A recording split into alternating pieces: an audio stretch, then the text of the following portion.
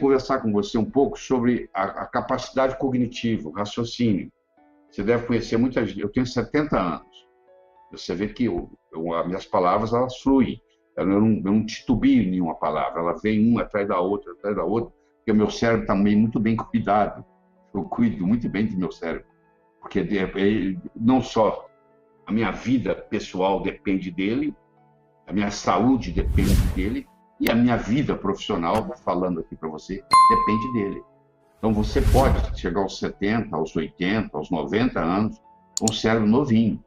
Aquele indivíduo que faz ginástica todo dia, ele chega aos 80 anos todo musculoso. Eu conheço concursos nos Estados Unidos de pessoas com mais de 75 anos são fisiculturistas, porque a vida inteira é cuidar do corpo.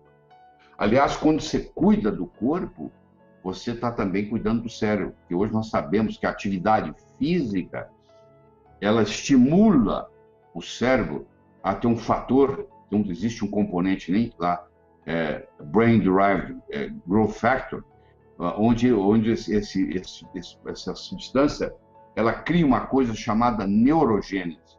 Ela estimula a glia a manter-se jovem.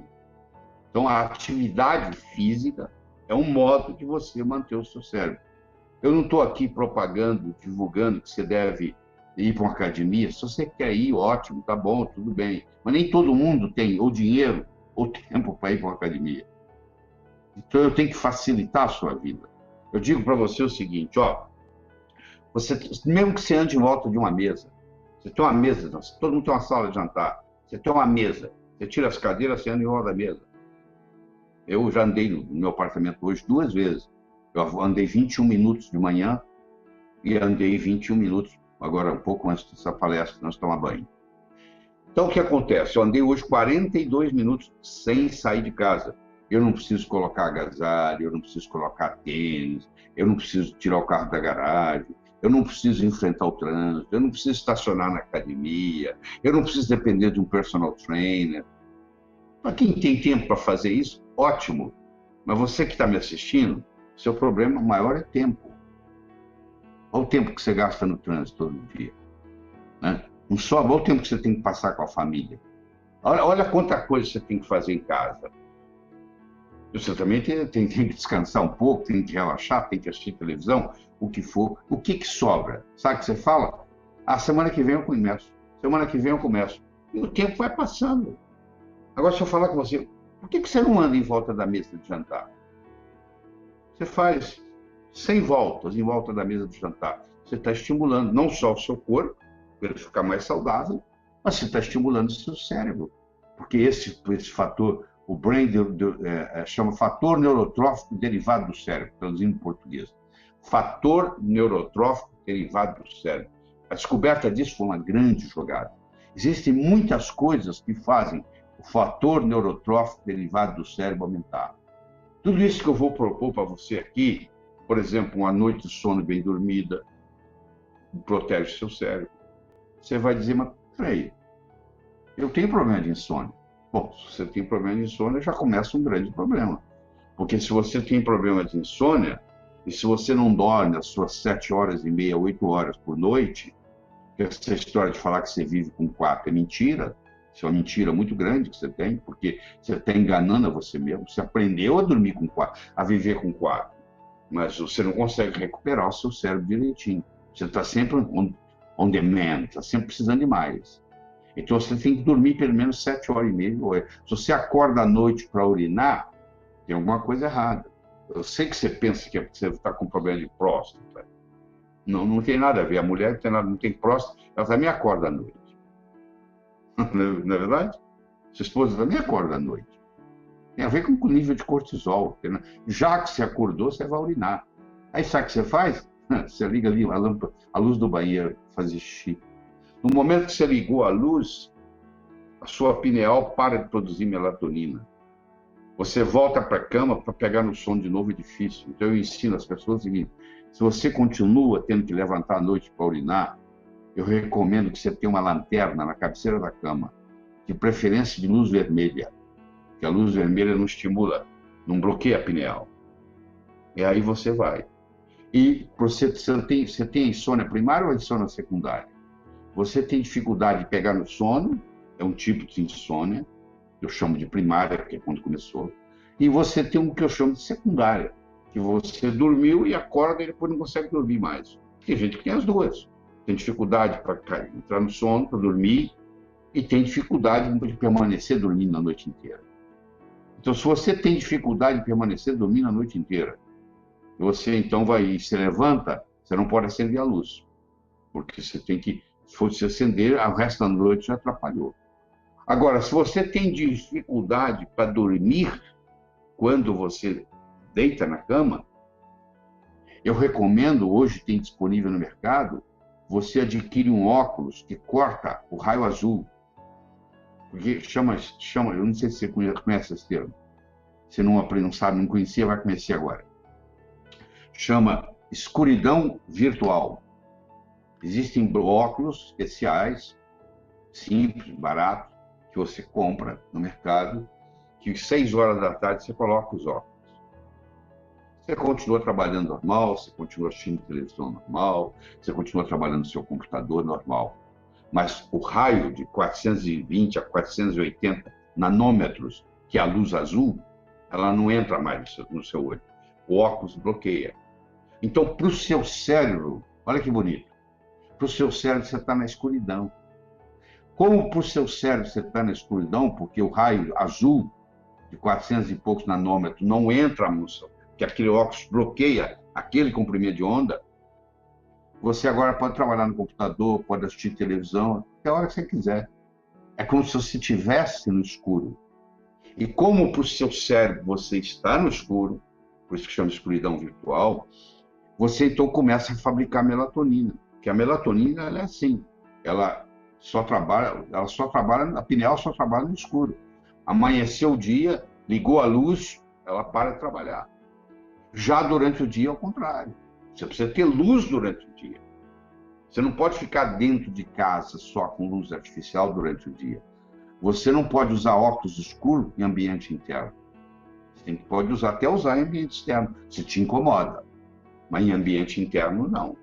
E você tem que, se você mora num apartamento e você não sai dele, você tem que pelo menos chegar na janela ou na varanda, expor o seu rosto à luz solar, nem que seja por 2, 3 minutos, para dar aquela ligada no cérebro.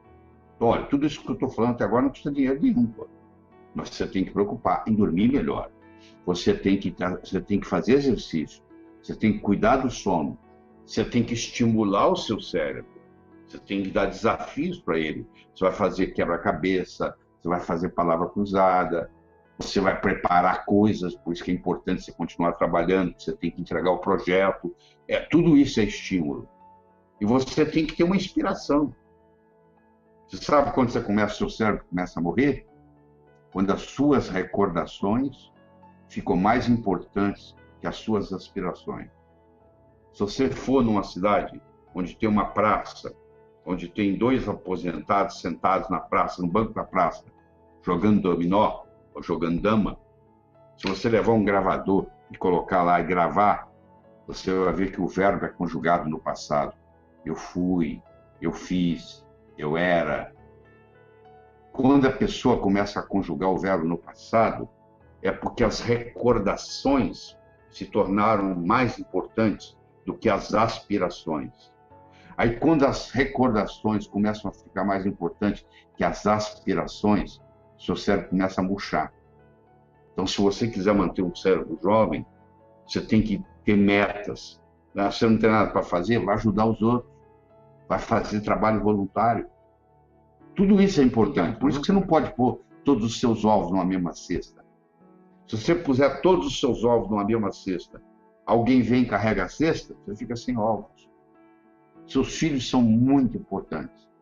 Tão importantes quanto você, não mais nem menos. Se você puser toda a sua energia nos seus filhos, eles vão crescer, vão casar, vão embora. Aí você perde a razão de viver. Aí você entra em depressão.